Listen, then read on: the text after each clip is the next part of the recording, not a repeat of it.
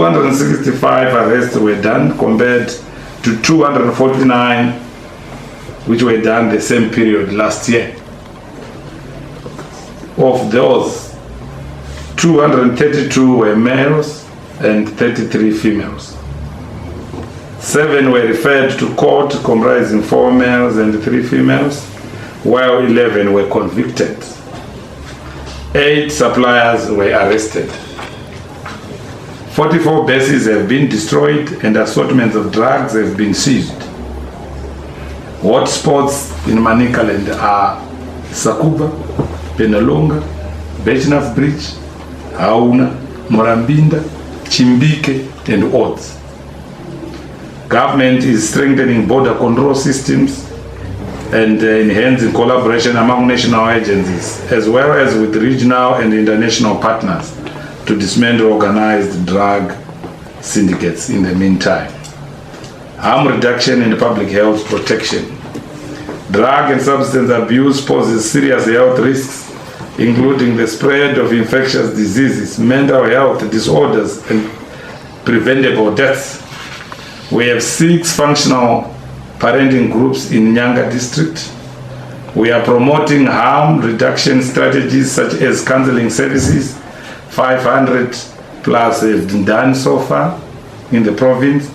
Community-based support programs, we have 19 public health education to minimize these risks. Reduction stigma remains a priority so that individuals can seek help without fear of discrimination. Coordination, policy, and governance. The government is strengthening coordination across ministries in the province, ministry departments and agencies to ensure a unified and effective response. Our anti-drug and substance abuse pillars remain active to support all efforts at combating this menace, and I urge our districts to match the drive so that together we fight this with the zeal and aggressiveness it deserves. Call to action.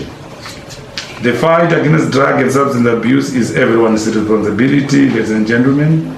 Government alone cannot overcome this challenge without the active participation of families, communities, the private sector, faith-based organizations, and the young people themselves.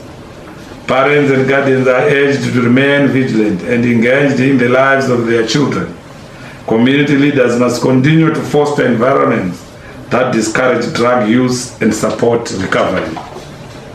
Development partners and all government entities are implored to streamline drug and substance abuse matters in all their engagements with the public. Young people are encouraged to make positive life choices and to seek opportunities for personal and national development. The government remains fully committed to safeguarding the well-being of all Zimbabweans and to build a drug-free Manicaland, a drug-free Zimbabwe.